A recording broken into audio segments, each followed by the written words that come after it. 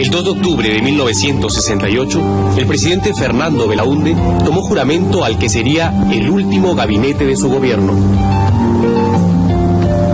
Lo hacía en un contexto difícil. Hacía varias semanas que los rumores de golpe inundaban Lima.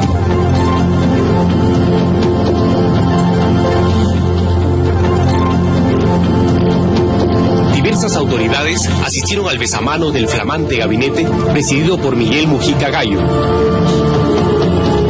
Entre estas, destacaba nítidamente el general Juan Velasco. La presencia del comandante general del ejército y jefe del comando conjunto restó importancia a los rumores de golpe. Yo estuve en la juramentación de ese gabinete y la persona que estaba a mi lado, cuando en lo que llaman el besamanos, de repente me dice, ahí está Velasco, no hay golpe. Y efectivamente había entrado Velasco para felicitar al gabinete, sabiendo que esa noche iba a dar el golpe. Esa noche, tras reunirse con un grupo de agricultores del norte, Belaúnde se retiró a su dormitorio en Palacio. Se encontraba allí de visita a su hija Carito, que vivía en México.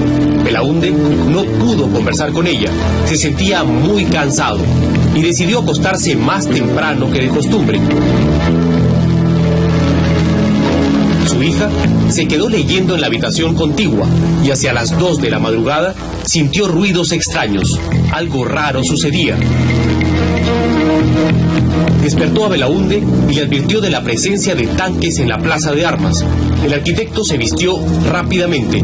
Intentaba comunicarse con sus ministros militares cuando sintió pasos en el techo, seguidos de los primeros disparos de la noche. De pronto, un grupo de militares armados de metralletas irrumpió en su dormitorio. Belaúnde fue sacado en vilo de Palacio por un grupo de oficiales comandados por los coroneles Enrique Gallegos Venero y Rafael Hoyos Rubio.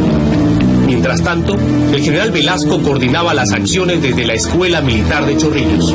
La noche del 2 al 3 de octubre recibí una llamada del general Montañi a la 1:30 de la mañana, en que me indicó la actitud que ellos habían tomado. Me dijo pues que la Fuerza Armada se había rebelado y que lo habían ya destituido al presidente Belaúnde. Que ¿cuál es su opinión? Me dijo. De acuerdo, le dije. Entonces me dijo, fíjese, entonces véngase aquí al CIM, al Centro de Instrucción Militar del Perú. Cuando llegué al CIM, el general Velasco ya me abrazó, me dijo, ¿cómo estás? Bueno, me dijo, ¿qué te parece esto? Muy bien, le dije, pues era lo que el país esperaba, porque efectivamente la cosa estaba muy mal. La madrugada del 3 de octubre, mientras nuevos contingentes se sumaban a la rebelión en Chorrillos, Belaúnde fue conducido al aeropuerto Jorge Chávez y embarcado en un avión de aerolíneas peruanas.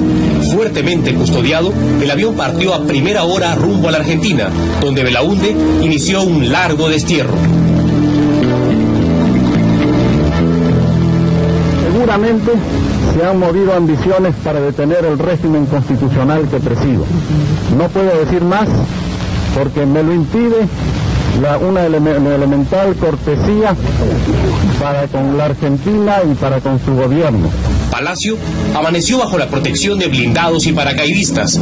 En las principales calles y plazas de la ciudad, la Guardia de Asalto formó pelotones que enfrentaron los escasos grupos, apristas en su mayoría, que salieron a protestar infructuosamente. Y algunas bases nuestras salieron a las calles, pero frente a los tanques la voz, el grito, la actitud es poco determinante, ¿no? De modo que también salieron algunos jóvenes de otros sectores, pero a las 48 horas el hecho estaba consumado.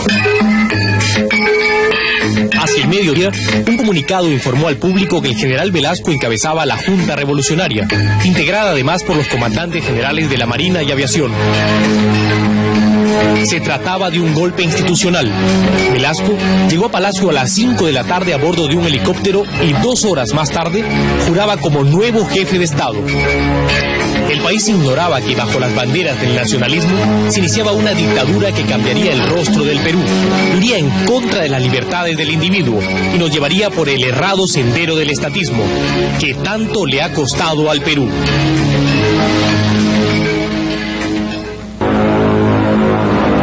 A los 6 días de instalado el gobierno militar, el 9 de octubre de 1968, el general Velasco anunció, como un acto nacionalista, la toma de los yacimientos petrolíferos de La Brea y Pariñas y la expulsión de la transnacional International Petroleum Company.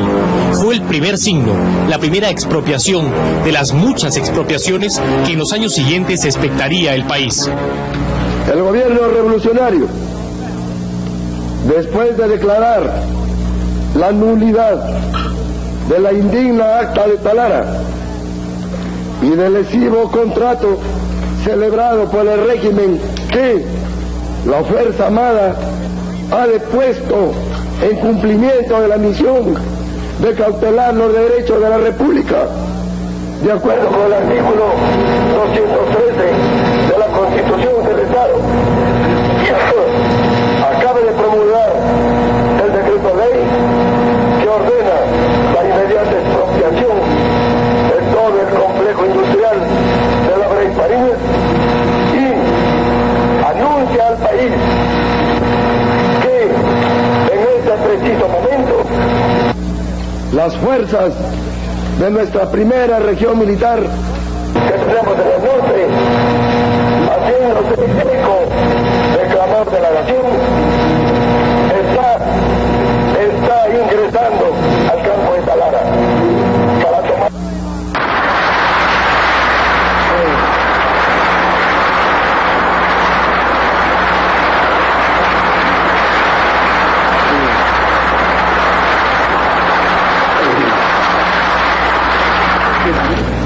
Está ingresando al campo de Talara para tomar posesión de todo el complejo industrial que incluye la refinería. Y con la más alta emoción patriótica hace flamear el emblema nacional como expresión de nuestra indiscutida soberanía. El problema del petróleo y el famoso escándalo de la página 11 fueron el combustible para el golpe de Velasco, pero no fueron las razones de fondo. La ruptura del orden democrático se debió a la crisis del gobierno que encabezaba el arquitecto Fernando Belaúnde. Sin mayoría en el Parlamento, dominado por la oposición del APRA y la Unión Odrioísta, que censuró docenas de ministros, Belaúnde fue incapaz de solucionar los conflictos. Promesas electorales nunca cumplidas, aparición de focos guerrilleros y una traumática devaluación que hizo saltar abruptamente al dólar de 28 a 40 soles fueron creando el ambiente para más de una conspiración contra la democracia. Confluyen dos conspiraciones, una conspiración de derecha y una conspiración de izquierda. La derecha que protestaba básicamente por los impuestos, la gran reforma impositiva que había hecho Manuel Ulloa del Ministerio de Economía, que entonces se llamaba Ministerio de Hacienda, y la izquierda porque decía que Belaúnde no había cumplido con las promesas que había hecho de grandes reformas, y en el fondo los dos lo que tenían era temor a la victoria del APRA, que se anunciaba prácticamente para las elecciones que iban a tener lugar 9 meses después. Los conspiradores de derecha estaban encabezados por el general Julio Doig Sánchez. Este proceso se inicia con una conspiración que es más una conspiración de derecha contra el gobierno del presidente Belaúnde, conspiración cuyo representante más conspicuo del ejército era el entonces general Julio Doig Sánchez, que era el comandante general del ejército. Y esta conspiración o estas reuniones conspirativas se llevan a cabo en el yate del señor Mariano Prado, a donde van concurriendo una serie de personajes y donde al final también concurre el general Velasco. El general Doig fue cesado por el presidente Belaúnde y el camino de Velasco quedó abierto. Asumió la comandancia general del ejército y organizó un compacto grupo de 4 coroneles con los que inició la captura del poder. La sublevación y la Fuerza Armada tiene que hacer 4, 5, 6, y ahí el círculo cerrado, porque apenas se divulga esto, se descubre. Vestidos de civil, los coroneles Rafael Hoyos Rubio, Enrique Gallegos Venero, Leonidas Rodríguez Figueroa y Jorge Fernández Maldonado se reunían en una discreta oficina del edificio Marzano en Miraflores.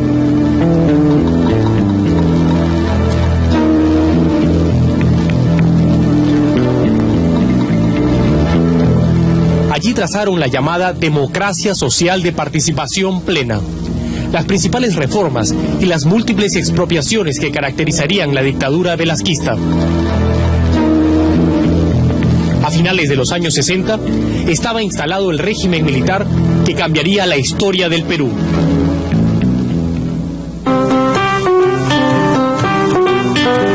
Los padres, Juan Manuel Velasco Gallo y Clara Luz Alvarado Ceballos. El niño, Juan Francisco Velasco Alvarado. El origen, el humilde distrito de Castilla en Piura.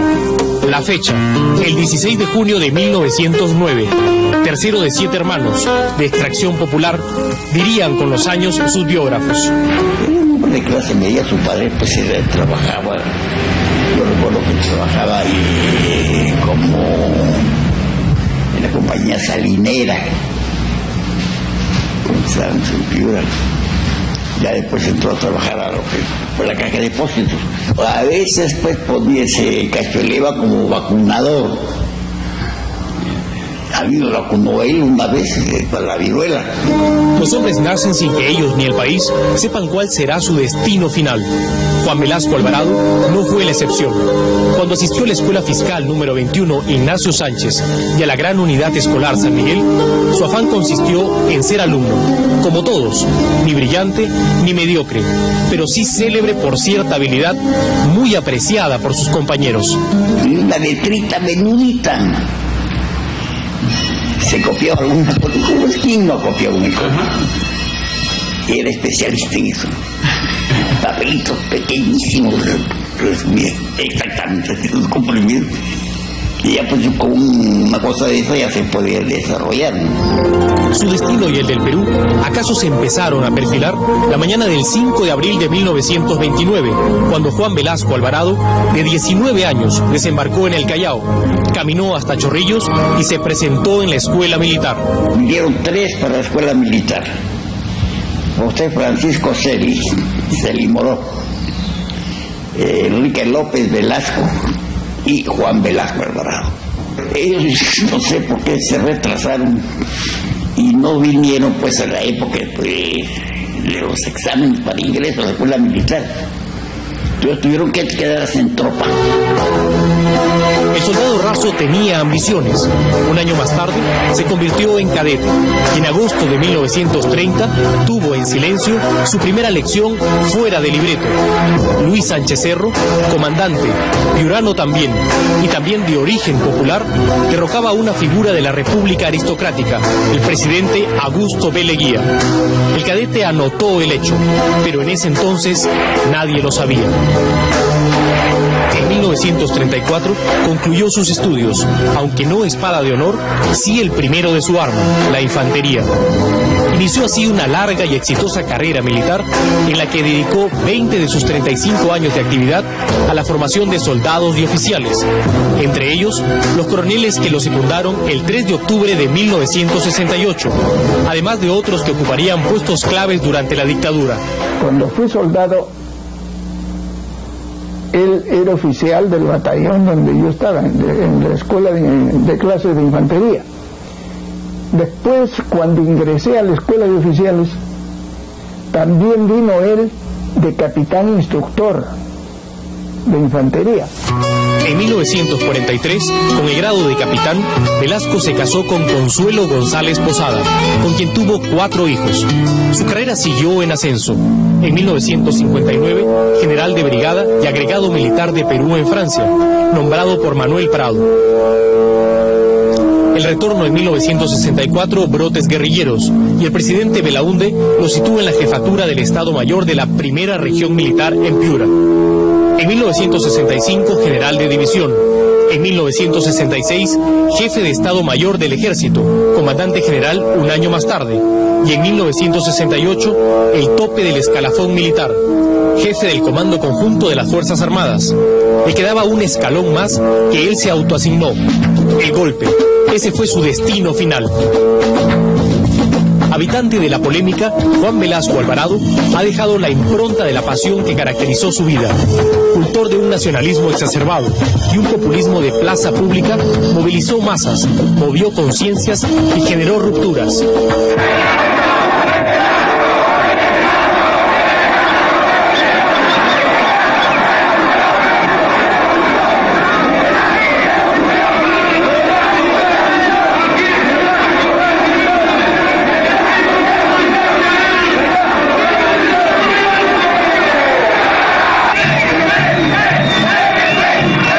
Que hizo vibrar a amplios sectores de la sociedad peruana. Es verdad que modificó al Perú tradicional, pero también es verdad, en el implacable juicio de la historia, que su tiempo fue el tiempo de los discursos, de los despojos y sueños revolucionarios cuyos excesos todavía afectan al Perú.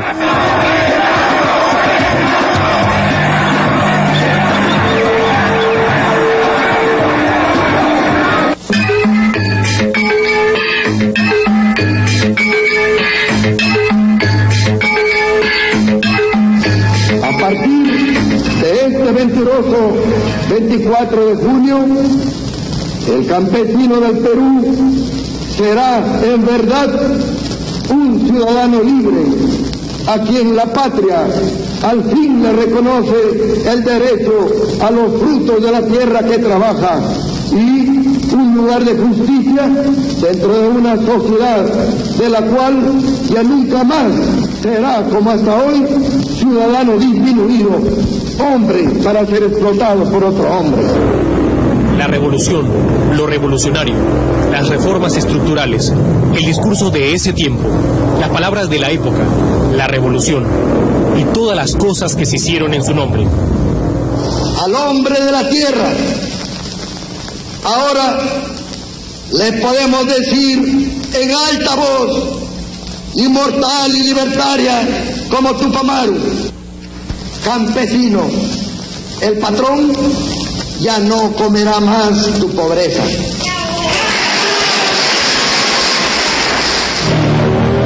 Con un estilo de agitación antes que de conducción del país, el régimen militar se afilió a un discurso socialista. Nosotros en el Perú esta revolución está en plena ejecución con la reforma agraria. Está en plena ejecución. Ahora, las tierras, ¿quién las ha recibido? Las ha recibido el campesino, el gran campesinado que tenemos. No, se han favorecido con las tierras. Los 12 o 15 señores que antiguamente eran los caciques, los dueños de esos grandes complejos. Esos 15 ya no son 15, son, como le dije ahora, 135.000 personas que son dueños de esos complejos. Una marcada posición anti-norteamericana, un acercamiento notorio al comunismo de Fidel Castro, al socialismo del chileno Salvador Allende, a las relaciones diplomáticas con los países socialistas, el mito del nuevo liderazgo y el tercermundismo no alineado. Todo un fervor impregnado de frases y consignas, un estilo hecho de pasión antes que realidad. Él llevó un lenguaje violentista al campo, él llevó un lenguaje que era desconocido hasta ese momento en el medio rural campesino. En esas épocas no se hablaba de el rico no comerá más de tu pobreza, la tierra es de quien la trabaja, no se hablaba de enfrentamientos clasistas en el campo.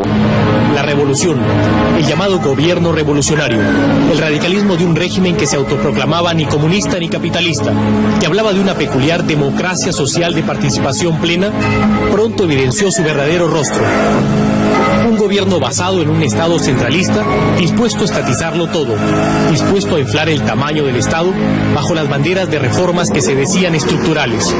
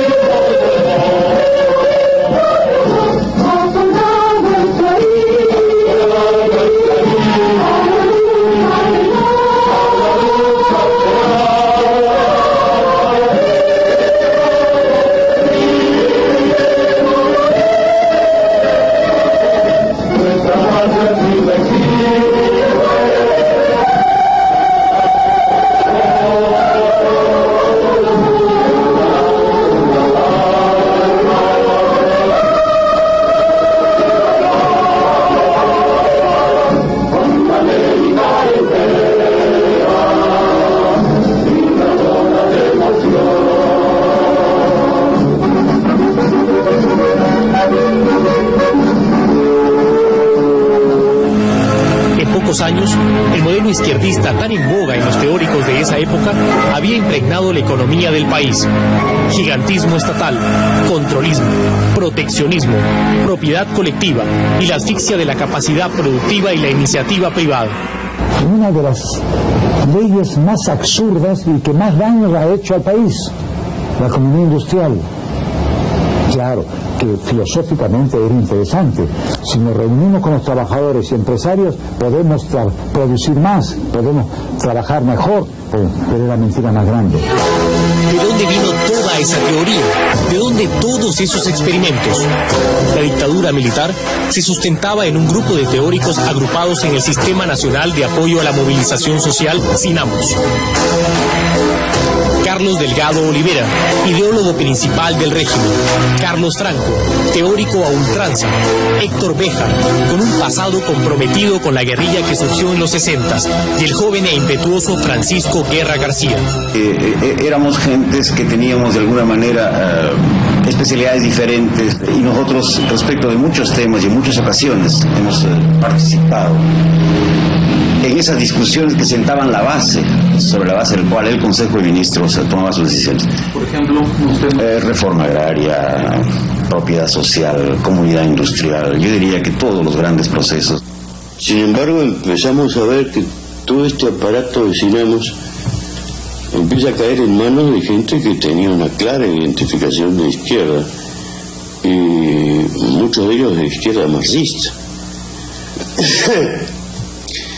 Yo creo que el aparato creado rebasa al sistema que se había ideado y rebasa la conducción de los jefes del sistema.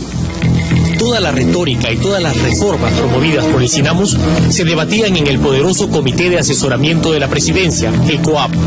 Y llegaba al COAP, desarrollaba mi trabajo despachando todos los decretos leyes, proyectos de decretos leyes, proyectos de resoluciones supremas que llegaban ahí y que tenían que ser aprobadas por el Consejo de Ministros. Y estuve dentro de los equipos de los coroneles de que disponía. Así, de capilla en capilla, en entornos secretos y ajenos a la opinión pública, se iba decidiendo el destino del Perú. La dictadura militar era también autoritaria e impermeable a la crítica, y su lado más oscuro asomó con la apropiación y despojo de los medios de comunicación. 4 de marzo de 1970, el régimen militar captura el diario Expreso.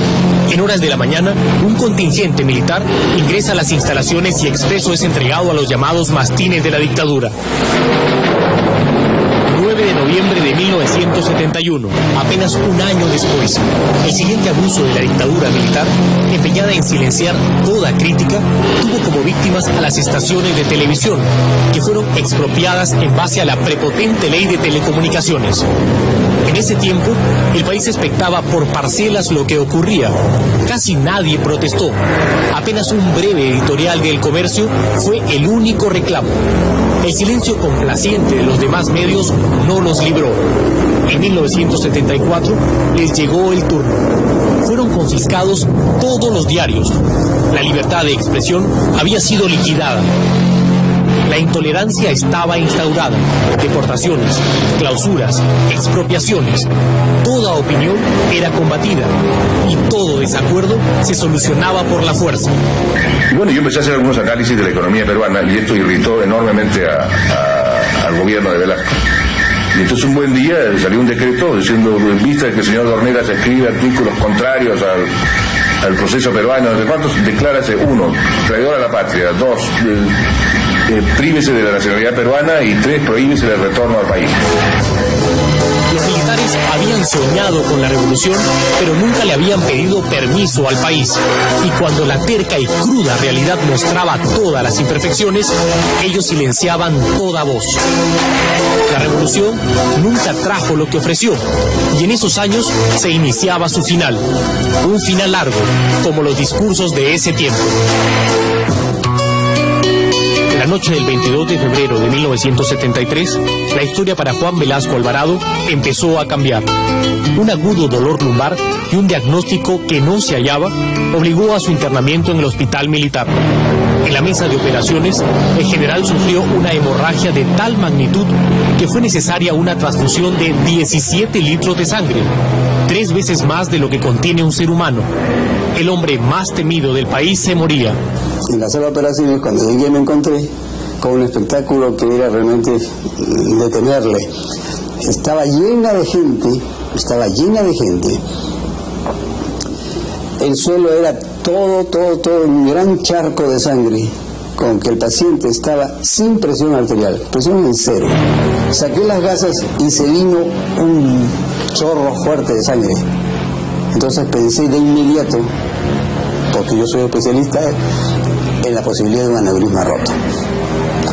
Efectivamente, metí mi mano izquierda y con la mano izquierda cerré la aorta por encima del aneurisma. La sangre disminuyó enormemente. Reemplazamos el pedazo de aorta donde estaba el aneurisma con un injerto de Dacron de 16 milímetros de diámetro y con una longitud que sería más o menos unos quizá 12 o 14 centímetros. Esa misma noche, el control del cirujano mostró un nuevo problema. Velasco no tenía pulso en el pie derecho. La conclusión asomó: había que amputarle la pierna. Se opusieron los médicos cubanos que había enviado Fidel Castro. Habían venido como 15 médicos de Cuba y como 10 enfermeras. Habían venido por lo menos 25 personas de Cuba mandadas por Fidel Castro, el jefe del grupo médico, que es un cirujano vascular y que además es un hombre muy adicto a su dictador, ¿no? A su caudillo, no sé cómo lo llaman a Fidel. Entonces tuvimos un poco de discusión porque él me dijo: yo no le cortaría la pierna a Fidel Castro. Yo le dije: pues yo creo que al presidente o se le corta la pierna o se muere. Finalmente, la decisión quedó en manos del propio Velasco. El anestesista lo despertó y cuando yo ya noté que estaba completamente consciente, le dije: mi general, tenemos un problema. Él, muy consciente, me dijo: sí, la pierna, me dijo. Así es, le dije. Esa pierna que lo está maltratando usted, hay que cortarla. Entonces me dijo: si no se corta, va a perder usted la vida. Necesitamos su autorización para poderla cortar. No se puede amputar a nadie sin autorización del dueño de su pierna. Entonces me miró y me dijo: córtenla. Velasco salvó la vida, pero desde esa noche empezó a perder el poder. Limitadas sus capacidades físicas, se limitó su capacidad de acción.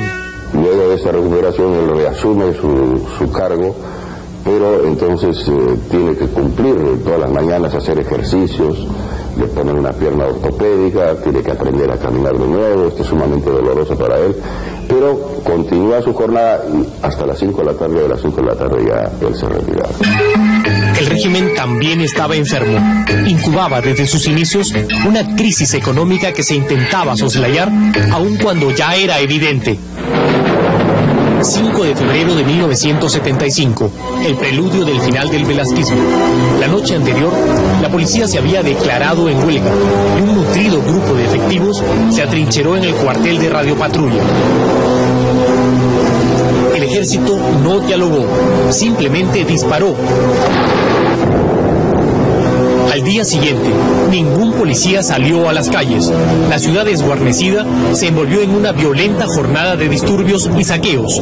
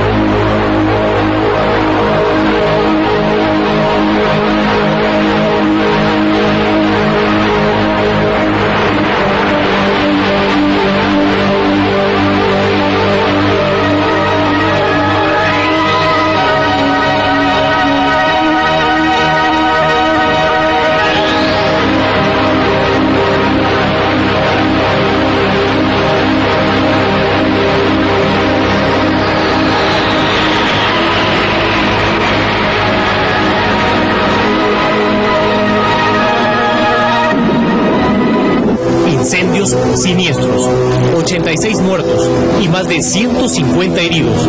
Pérdidas materiales por millones de dólares.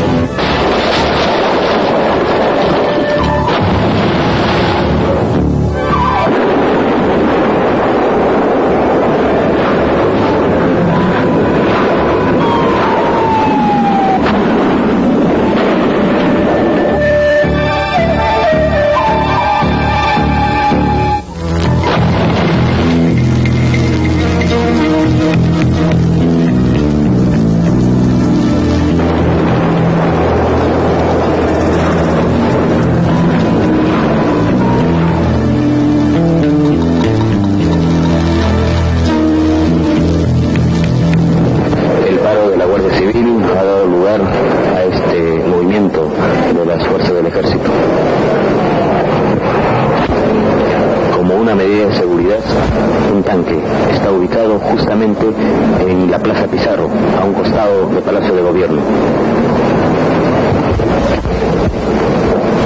Son un total de 3 tanques, 2 vehículos blindados y 2 camionetas jeeps que están aquí frente al Palacio de Gobierno. Es una medida de seguridad debido a los tumultos que han ocurrido toda esta mañana en distintos puntos de la capital. Toque de queda a partir de las 8 de la noche y por primera vez una evidencia, el consenso en la Fuerza Armada para relevar al general Velasco. Solo faltaban las respuestas para 2 preguntas: ¿quién y cómo debía ocupar ese lugar?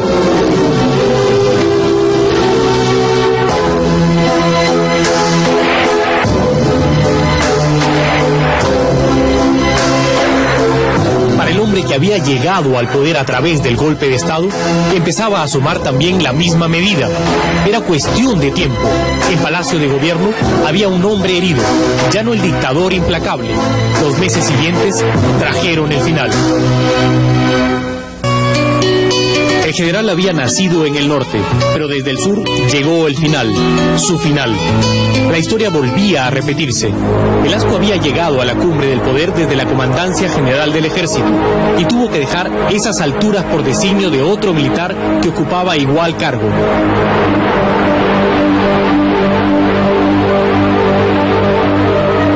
El 29 de agosto de 1975, en la ciudad de Tacna, el general Francisco Morales Bermúdez, comandante general del Ejército, anunció un relevo institucional.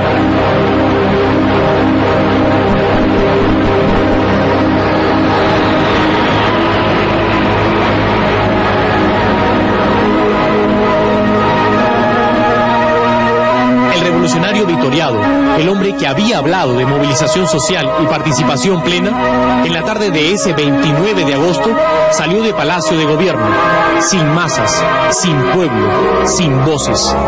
Estaba mortificado. Me acuerdo que tenía ahí una serie de documentos y de cosas que lo que se iba a hacer. Sacó todas las cosas y las rompió, las tiró a un canasto y me dijo algo que nunca lo voy a olvidar: si yo hubiera tenido mi pierna nadie me saca mejor. Así. El gobernante Velasco había llegado a su final. El hombre concluiría su vida el 24 de diciembre de 1977. Había muerto un hombre que dejó, para bien o para mal, una profunda huella en la historia del Perú. Creía en la necesidad de los grandes cambios. Yo pienso que el general Velasco los cambios radicales que generó no los hizo con la intención de fomentar el surgimiento de un movimiento marxista en el país. Pero más allá de las buenas intenciones, la mayoría de las reformas de Velasco fracasó y dejó en cambio un Estado enorme y en crisis continua que aún padecemos, con la pesada carga de las empresas públicas que en esos años aumentaron de una manera desmesurada, de 18 a más de 170 entidades. Gran parte de lo que ocurría entonces en ese modelo económico pasaba por lo que eran capaces de hacer las empresas públicas. ¿Cuál fue la conclusión de la experiencia? Es que la gestión de las empresas fue un desastre y por tanto el modelo económico, dado que se sustentaba tanto en la capacidad de estas empresas, fue también un desastre. Bueno, creo que fue una muy importante vacuna ideológica para el país. Terminamos por, de una vez por todas, saber en qué consistía el estatismo, en qué consistía el tercerismo socialistoide, y creo que si ahora estamos ya casi todo el mundo convencido de que esa vía no funciona, fue precisamente porque tuvimos esa experiencia. 25 años después, el país no termina aún de salir del laberinto estatista. Las empresas públicas que se crearon con tanto desborde generaron desde entonces pérdidas por casi la mitad de la deuda externa. ¿Acaso el Perú sería distinto si ese dinero se hubiese destinado a otro fin?